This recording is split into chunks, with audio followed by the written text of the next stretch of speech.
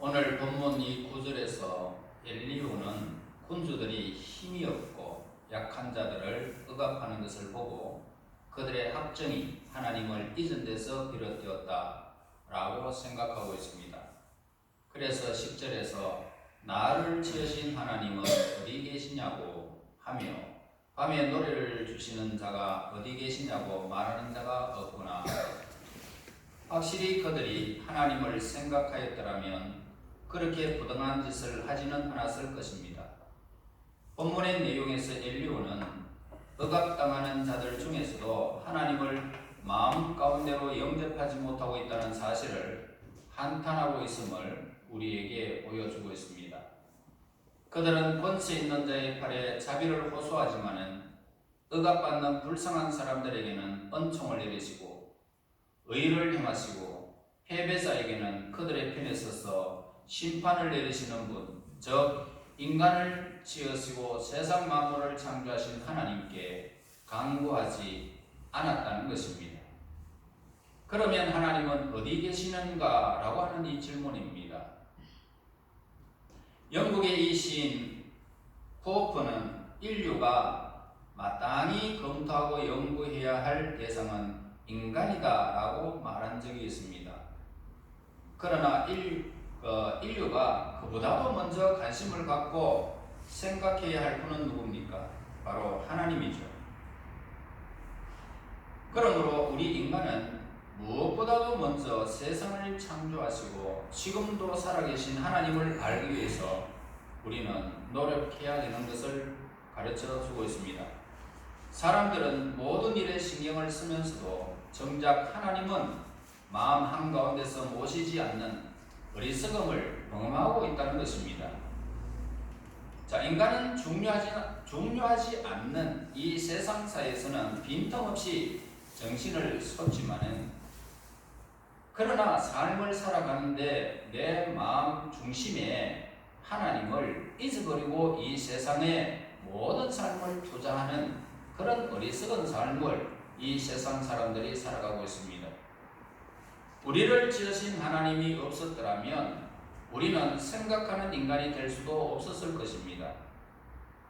그러므로 하나님에 대하여 조금도 생각하지 않는 것은 죄악이라는 것입니다.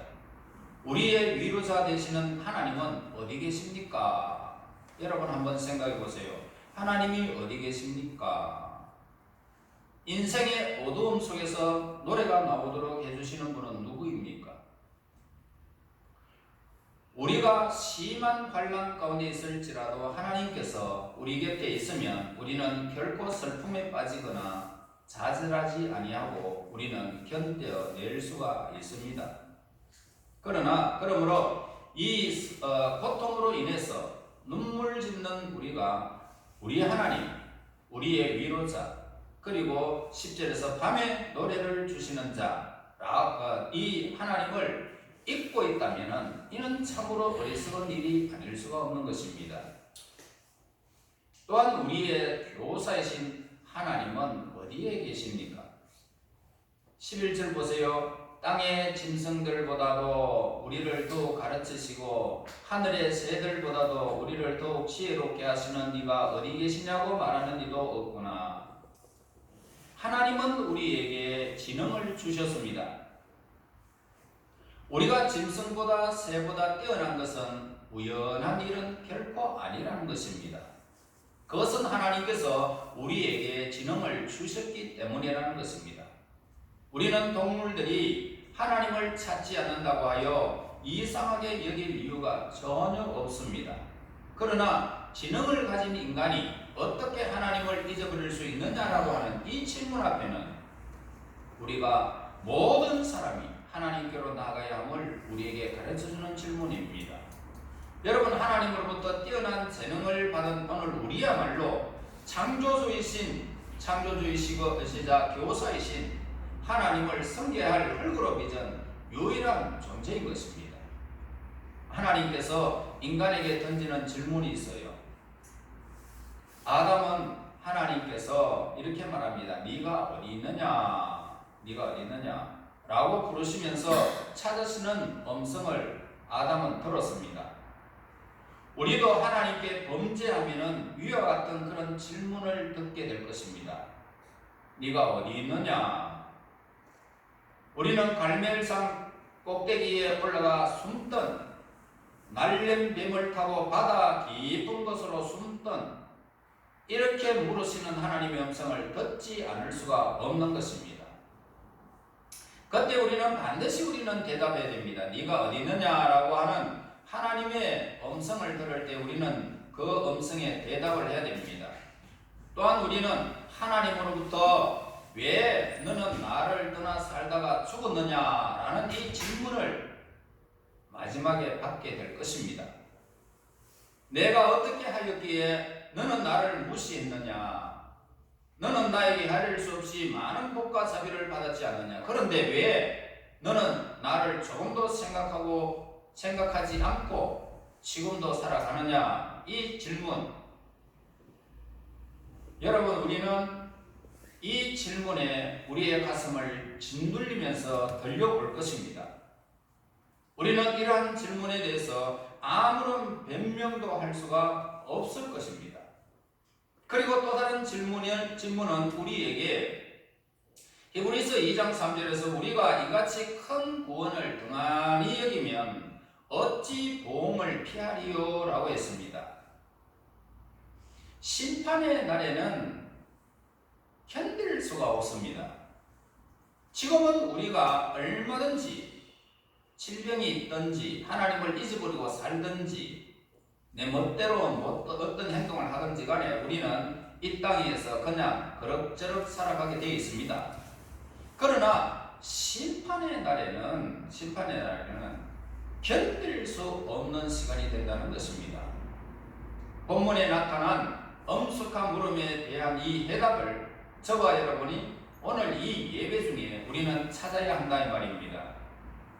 하나님은 어디 계십니까? 하나님은 모든 것에 다 계십니다. 인간을 지으신 하나님은 어디 계십니까? 하나님은 우리의 아주 가까운 곳에 와 계신다는 것입니다. 여러분, 우리가 벌레들을 보면서 벌레를 이렇게 잡으려고 탁 갑니다. 아니, 저는 메뚜기를 많이 잡는데 메뚜기들 잡으러 가면요, 메뚜기들이 그 나락에 싹 몸을 갖다 싹 숙여가 사람 안 보는 쪽으로 싹 숨습니다. 그런데 그거까지 우리 사람 다 보잖아요.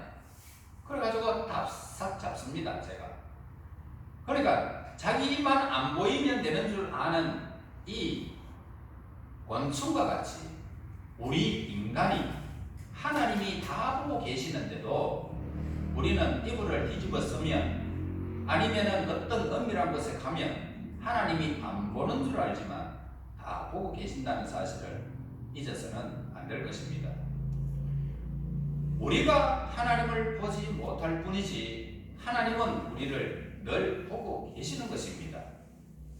그러므로 심판 때에는 우리의 행한 대로 하나도 남김없이 하나님 앞에서 다 드러날 터인데 하나님께서 그때에 우리는 견딜 수 없는 심판이 주인공이 되지 마시고 예수 그리스도 안에서 구원받은 하나님의 백성으로서 찬양하며 하나님을 맞이해야 할 줄로 믿습니다.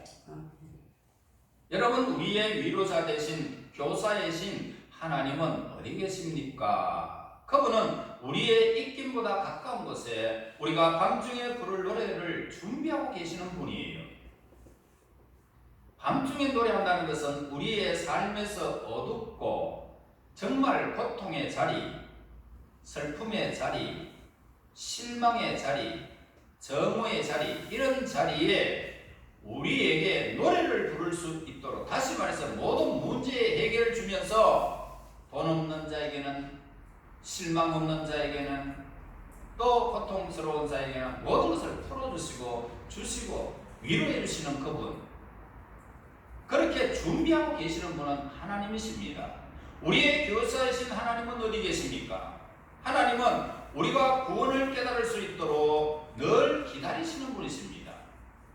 그러면 나는 어디에서 그분을 배울 수 있을까라고 하는 묻는 사람들이 있습니다. 우리는 어디서 하나님을 볼 수 있을까요? 라고 합니다. 여러분, 우리는 누구든지 예수님을 본 자는 하나님을 보았습니다. 그러므로 예수님을 통해서 우리는 하나님을 만날 수 있단 말입니다. 지하이라도 관계없습니다. 밤중이라도 관계가 없습니다. 예수님은 우리의 등불이라는 것입니다. 예수님을 통해서 하나님을 만날 수 있습니다. 우리는 예수님을 통하지 않고는 결단코 하나님을 만나 뵈려고 해도 안 되고 해서도 안 되는 것입니다. 우리들이 예수님께로 나오는 것이 곧 하나님께로 나오는 것이고, 우리들이 예수님을 믿으면 곧 우리를 지으신 하나님께서 우리와 동행하시는 것입니다.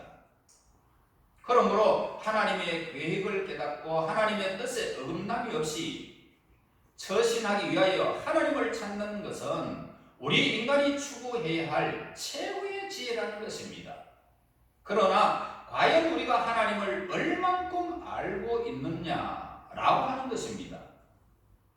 인간의 두뇌로서는 하나님을 안다라고 하는 것이 도저히 불가능한 일은 아닐까라고 생각하는 겁니다.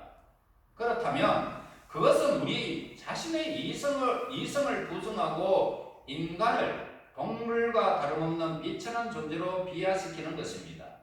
여러분, 하나님은 우리 인간을 동물과 구별하여 인간에게 하나님의 형상을 부여하셨어요. 다시 말합니다. 우리 인간에게는 동물이 없는 하나님의 형상, 그러니까 하나님의 그 나라에서 우리가 부활하여 하나님의 나라에 가가지고 그 나라에서 우리가 살아가게 되어진다면 하나님과 예수님과 성령 안에서 우리 모두가 예수님처럼 다 되어져서 우리는 하나님의 모든 것을 누리는 자가 되고 또 그 영광을 하나님 앞에 돌리는 자가 되는 것입니다. 그러므로 하나님의 형상을 우리가 부여해 주셨기 때문에 우리가 하나님처럼 생각할 수 있는 능력을 하나님이 우리에게 주신 것입니다. 그러므로 우리를 지으신 하나님이 어떤 분이시며 어디에 계시는가를 알아보려고 노력은 인간의 의무며 특권이라는 것입니다. 사람들마다 하나님을 잘못 찾아서 그렇지요. 누구든지 종교성이 다 있어요. 왜냐하면 사람은 모두가 불교를 믿든 다른 종교를 어떤 종교든지 어떤 종교를 가진다라는 것은 오늘 누구에게든지 하나님의 형상이 있기 때문입니다. 그래서 종교성은 다 있다는 것입니다. 하나님을 찾는 것이 다 있단 말입니다. 그러나 찾는 방법이 잘못됐다는 거죠. 하나님은 우리가 도저히 파악하기 힘들 정도로 온전하신 분이시기는 하지만 우리는 겸손한 마음과 성실한 자세로 예수 그리스도 앞에 나오면 하나님을 찾게 되는 것인데, 구원 얻을 만한 다른 이름을 주신 일이 이 세상에는 없기 때문에 예수님만 만나면 하나님을 온전히 찾게 되는 것입니다. 그러나 세상 사람들은 그렇지 못하죠. 다른 종교에서 다 하나님을 찾으려고 하는 사람들이 있습니다. 자, 온전하신 하나님이십니다. 그렇기 때문에 우리는 하나님 앞에서 자만심을 버리고 교만한 마음을 꺾어버리고 하나님을 향하게 되어진다면 하나님을 진정으로 알 수 있는 계기를 하나님이 우리에게 마련해 주실 것입니다. 여러분, 우리는 하나님이 지으신 모든 것에서 하나님의 섭리를 발견할 수 있을 것입니다. 우리가 하나님을 모른다 라고 한다면 우리 자신의 존재는 물론 우리를 감싸고 있는 이 세계까지 모조리 부정하는 격이 되는 것입니다. 하나님을 아는 것은 뭡니까? 우리 자신의 존재에 대한 분명한 인식에서 시작되는 것입니다. 내가 누구냐라고 했을 때부터 우리가 하나님을 아는 것에서 시작되는 것입니다. 우리는 주위에 있는 모든 피조물에서 하나님을 발견할 수도 있습니다. 우리가 지식을 쌓아 올리는 것은 곧 하나님의 뜻이기도 합니다. 이 세상의 모든 가르침은 뭡니까? 지식과 지혜의 본원이신 하나님으로부터 모든 지식이 나오게 되어 있습니다. 현재 우리가 사용하고 있는 지식들이 어떠한 과정을 거쳐서 얻어진 것인가를 우리가 생각해 보면 거기에 하나님의 뜻이 있었음을 발견하고 놀라움을 금하지 않을 수가 없는 것입니다. 자, 우리가 응애하고 갓 태어난 어린아이는 두뇌 활동이 적은 까닭이기 때문에 깊은 생각을 가질 수가 없습니다. 그러다가 점점 아이가 나이가 먹어감에 따라 가지고 주위 환경에 호기심이 자극되어져서 갖가지 생각을 다 하게 됩니다. 이렇게 여러 가지 생각을 가지게 되면 자연히 사물을 비교하고 판단하는 능력을 가지게 됩니다. 즉 다시 말해서 이성의 눈을 뜨게 된다는 것입니다. 그리고 이성을 계속 개발하여 마음의 지적으로 단장을 하고 사물을 체계적으로 볼 수 있게 되는 것입니다. 이처럼 자연의 놀라운 운행 속에 하나님의 창조적인 그런 지혜가 나타나 있지 않다라고 말할 수 없게 되는 것입니다. 그래서 우리가 이제 가장 먼저 알아야 할 것이 있다면 뭘까요? 우리 자신은 물론 인류 전체가 사회 간섭 및 인간 사회를 지배하는 재반 법칙에 관한 지식입니다. 이런 지식이 있어야 사람이 사회 활동하는데 불편함이 없습니다. 법과 정부의 통치를 받는 시민으로서 부족함이 없을 것이고 국가에 대한 의무를 충실히 수행할 수 있게 되는 것입니다. 더 나아가서 우리가 알아야 할 것이 뭐냐면 하나님은 만물을 지으시고 지금도 놀지 않으시고 운행하시는 분이시고 이 세상을 지배하시는 전지전능하실 뿐 아니라 인류의 심판자이시며 절대적인 선을 소유한 하나님이라는 사실을 우리는 알게 되는 것입니다. 하나님에 대한 지식은 시간과 장소를 가리지 아니하고 항상 감동적으로 우리에게 늘 전달되고 있습니다. 이 두 가지 지식은 시간과 장소라는 이 두 가지 지식은 인간에게 있어서 매우 중요하고 유익한 것입니다. 인류 전체가 우리가 알아야 됩니다. 우리가 그토록 훌륭하고 값진 지식으로 인하여 사용할 수 있도록 섭리하신 하나님의 자비로우심과 자성함에 진정으로 감사하는 마음을 가지지 않을 수가 없습니다. 우리는요 하나님의 은총으로 받은 이 지식과 지혜를 더욱 발전시켜서 하나님의 뜻이 무엇인지 저와 여러분 성경을 통해서 하나님의 뜻이 무엇인지 내 삶을 통해서도 늘 분별해야 할 줄로 압니다. 분별해야 돼요. 하나님의 뜻이 무엇인지 모른다면 하나님이 없는 삶을 살아가버려요. 그렇기 때문에 우리는 날마다 하나님을 예배하면서 하나님을 아는 이 지식이 날마다 더해져서 하나님의 뜻이 무엇인지 우리는 분별해야 되는 것입니다. 하나님의 지혜와 뜻하는 바를 정확히 알고 우리의 마음과 사회와 이 세계를 바르게 변화시키는 일이야말로 예수님의 복음을 깨닫고 받아들일 수 있는 최선의 준비가 되는 것입니다. 자, 하나님의 가르침과 그 뜻을 전하기 위하여 이 땅에 오신 예수님을 우리는 믿어야 됩니다. 그리고 하나님의 뜻을 예수님 안에서 깨닫게 되어집니다. 그렇게 되어지면 우리 인간이 사망에서 벗어나게 됩니다. 그리고 영생을 누릴 수 있도록 하나님께서 예수님을 통하여 성취하신 세세토록 변하지 않는 영광스러운 진리를 예수님 안에서 우리는 발견하게 되는 것입니다. 인간에게 하나님과 인간의 관계에서 밝은 면이 뭡니까? 외면하고 굳이 어두운 측면에서 초점을 맞추려는 경향이 우리에게 있다는 겁니다. 다시 말해서 우리는 옛사람의 그 성품 아래서 우리는 그냥 죄 가운데서 태어났기 때문에 오늘 우리는 하나님과 인간의 관계에서 밝은 면을 원하고 있지 않아요. 대부분 다 어두운 면을 사람들은 다 좋아하는 것입니다. 다시 말할게요. 돈이 생기면 하나님보다는 내 입장을 먼저 생각한다는 말입니다.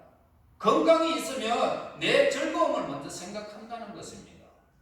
시간이 주어지면 하나님보다는 내 시간을 더 중요시한다는 것입니다. 주일이 되면 다른 시간이 주어지면 다른 시간 더 중요하다고 생각하면서 하나님의 시간을 그냥 빼버리고 하나님을 향하지 않고 오늘 우리 시간을 내 멋대로 사용해버리는 것입니다. 그러니까 우리 어두운 측면이 항상 우리 인간의 삶을 지배하고 있다는 것입니다. 사랑의 하나님께서 창조하신 모든 것에 왜 이렇게 많은 고통과 불행이 없애지지 아니하고 보고만 계시는지 이해할 수 없다고 불평하는 사람들도 얼마나 많은지 모릅니다. 자기가 잘못해가지고 불행이 왔는데도 모르고 나는 하나님을 향해서 내가 오늘까지 살았는데 왜 이렇게 불행하고 정말 이해할 수 없는 일들이 왜 이렇게 툭툭 터지는지 모르겠다고 불평하는 사람들이 많아요. 어두운 측면이 그 속을 지배하고 있기 때문에 그런 것입니다. 하나님 앞에서, 예수님 앞에서 하나님을 아는 지식이 우리에게 있다면 우리는 모든 것을 이해하고 그 너머에, 불행 그 너머에, 슬픈 그 너머에, 수많은 어두운 그 너머에 하나님께서 예배하신 그 뜻을 우리는 알게 되는 것입니다. 그러면 우리는 그 뜻 안에서 하나님께서 모든 것을 정리하셔서 나에게 좋은 것을 허락해 주시겠지라고 하는 믿음이 생깁니다. 그러면 평안이 와요. 여유가 있어져요. 내 삶이 행복해져요. 사실 이 세상에 가만히 살펴보면 어둠의 장막이 드려져 있음을 부인할 수가 없어요. 그러나 이 세계의 모습에서 하나님의 성품을 찾아보려고 한다면 현재 세계만을 보아서는 안 된다는 것입니다. 우리는 하나님이 이 땅에 펼치고자 했던 뜻이 모두 이루어졌을 때의 세상을 상상해야 하나님의 참뜻을 발견하는 것입니다. 우리가 스스로의 죄악과 어리석음을 되돌아보고 돌아보다 보면 하나님이 이 땅에서 슬픔만 가득 쏟아 놓았다고 놀라기는커녕 타락한 인간에게 그토록 큰 행복을 가져다 주신 하나님을 오히려 찬미하게 된다는 것입니다. 여러분, 세상에 존재하는 대부분의 고통이 뭡니까? 하나님의 선하신 계획과 무관하게 발생한 것이라는 사실을 우리는 잊어서는 안 됩니다. 그러므로 우리가 악을 추방하고 선을 행하기에 힘쓰면 이 세상의 고통은 얼마든지 물리칠 수가 있다는 것입니다. 또한 인간의 죽음은 이 땅에서의 가장 큰 고통을 안겨주게 됩니다. 그러나 죽음에 대한 문제에 있어서도 부활과 영생의 언약을 받은 우리의 성도들은 눈물을 흘릴 필요가 전혀 없는 것입니다. 통곡의 아우성 속에서도 승리를 외칠 수 있는 사람은 성도밖에는 없어요. 애통하는 자는 이내 하나님을 믿는 하나님의 자녀로 변화될 수 있다는 사실을 우리에게 성경은 늘 가르쳐 주기 때문입니다. 여러분, 하나님의 뜻을 이루기 위해서는 우리의 고통은 불가피하다는 사실을 깨달아야 됩니다. 지구 곳곳에 왜 이렇게 불행이 가득한지 해명해야 한다고 하면서 모든 책임을 하나님의 탓으로 돌려서 안 된다 이 말입니다. 모든 문제의 씨앗은 인간이 하나님을 잊어버린 데서 찾아야 된다 이 말입니다. 인간이요 하나님께서 주신 가르침과 위로를 업신여겼기 때문에 인류는 화를 자초하고 만 것입니다. 본문에서 이러한 내용을 찾아볼 수 있는데 10절에 보세요. 나를 지으신 하나님은 어디 계시냐고 하며 밤에 노래를 주시는 자가 어디 계시냐고 말하는 자가 없구나. 이런 신앙 고백을 하는 자가 없다는 것입니다. 여러분, 엘리야는 우리를 지으신 하나님께서 밤중에 사람으로 하여금 노래하게 하시려고 하는데도 불구하고 재난을 만난 사람들이 하나님을 찾으려 하지 않는 것은 이해할 수 없는 죄악이다 이 말입니다. 그러므로 저와 여러분, 어려움을 당했다면 하나님을 찾으시면 됩니다. 어디에서요? 예수님 안에서 찾으면 돼요. 그러면 찾게 돼 있어요. 문제가 해결되는 거예요. 기적이 일어나는 거예요.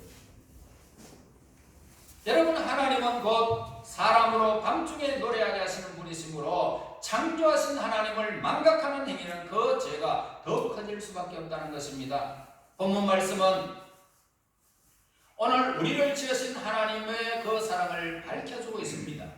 이는 우리가 처한 어려운 처지에서 볼 때의 귀중한 말씀입니다. 자연신학은 하나님의 속성을 어느 정도 밝혀주기는 합니다. 그러나 우리가 비록 죄지은 자라 할지라도 하나님으로부터의 복을 받을 수 있는 자격까지 보정해서는 안 된다 이 말입니다. 여러분, 우리 모든 인간에게 살아가는 동안 모든 자연의 필요를 채워주시는 하나님의 자비를 뜻하기 때문입니다. 여러분들이 이 땅에 살아가는 날 동안 물질, 건강, 그리고 여러분들의 생애 속에서 살아가는 동안 하나님은 모든 것을 계획하시고 여러분 철두철미하게 여러분들을 인도해 주시는 분이십니다. 우리 하나님의 백성들, 이 세상에 하나님을 부인하는 사람들도 자연법칙 속에서 살아가도록 모든 것을 지금도 공급하시는 하나님이신데 하물며 하나님의 백성들이겠습니까? 우리 인간은 하나님 앞에서 수많은 범죄를 저질렀지만 하나님은 그 아들 독생자를 보내셔서 우리를 죄 가운데서 구원하시고 용서하시고 우리와 화목된 관계를 회복해 주신 것입니다. 이런 용서와 하에는 우리가 하나님으로부터 받은 축복된 것입니다. 이처럼 하나님이 고통받고 있는 자들의 처지를 안타깝게 여기시고 자비를 베푸시는데도 불구하고 사람들이 하나님을 찾고 간구하지 않는다면 그들의 죄는 더욱 깊어지게 된다 이 말씀입니다. 10절의 내용이 그거예요. 본문의 이 말씀은 우리를 지으신 하나님이 어떤 분이신가를 감동적으로 이렇게 기록한 것입니다. 가족 중에 누가 세상을 떠나게 된다면 어떠한 고통의 때를 만났다고 가정할 때에 이 말씀은 하나님께서 인류를 얼마나 사랑하고 계신지를 정확하게 기록하고 있음을 우리는 깨닫게 되어집니다. 하나님을 믿고요 의롭게 된 자의 축복이 생각을 초월하여 이렇게 큰데 누가 하나님을 믿지 않겠다고 고집을 부리겠느냐는 것입니다. 그럼에도 불구하고 하나님을 믿으려고 하지 않으며 또한 이 복음의 약속을 받아들여서 천국의 복을 소유하려고 하지 않는 자들이 우리 주변에 너무너무 많다. 정말 안타까운 일이 아닐 수가 없습니다. 오늘날 이 고통과 역경 피하려고 온갖 수를 다 쓰면서도 어려움을 사로잡힌 이 그리스도인들이 얼마나 많은지 모릅니다. 자식이 아파가지고 하나님 이 자식을 고쳐주시기만 한다면 내가 하나님을 더 아름답게 섬길 것이고 내가 이렇게 봉사할 것이며 저렇게 행할 것입니다. 그렇게 해놓고는 아이가 살아나면 언제 그랬느냐는 듯이 다 잊어버리고 혹시 그 아이가 삶에서 그만 이 세상을 마감해버리면 하나님이 없다 그러면서 그냥 부인하는 사람들도 있더라 이 말입니다. 얼마나 어리석은 삶인지 모릅니다. 하나님 앞에서 자신의 삶을 전적으로 의뢰하며 살아가는 성도들에게는 감사의 노래가 있어야 됩니다. 믿음의 노래를 부르는 생활이 우리가 있어야 되는 것입니다. 그러면 힘든 가시밭길이라고 할지라도 모든 것들을 합력하여 선을 이루시는 하나님을 여러분 삶 속에서 발견하고는 하나님 나를 지금까지 도우셨네요. 에베네셀의 하나님을 찬양하는 것입니다. 우리 모두는 사망의 고통을 풀어주셔서 우리를 살리신 하나님을 결코 잊어서는 안 될 것입니다. 사랑과 기쁨과 화평의 열매를 풍성한 교회의 생활은 결국 밤중에 부르는 그리스도인의 노래가 되어져야 하는 것입니다. 한 주간 또 여러분 어떤 고통 속에서 살았는지 밤중에 살았는지 모르지만 오늘 이 자리에서 하나님을 찬송할 수 있게끔 우리를 인도하신 하나님께 감사해야 된다 이 말입니다. 하나님께 여러분 모두에게 사랑의 노래가 있어야 될 것이고 화평의 노래, 희망의 노래, 믿음의 노래, 감사의 노래가 들려주었을 때에 여러분 장막 같던 이 밤은 영원히 여러분들에게 물러가는 날이 오게 될 것입니다.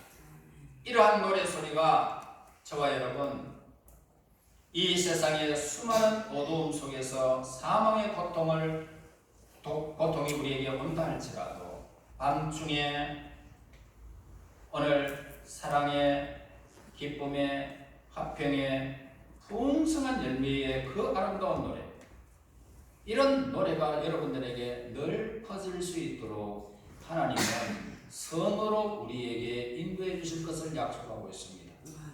이 약속을 언약의 주인공들이 되기를 바랍니다.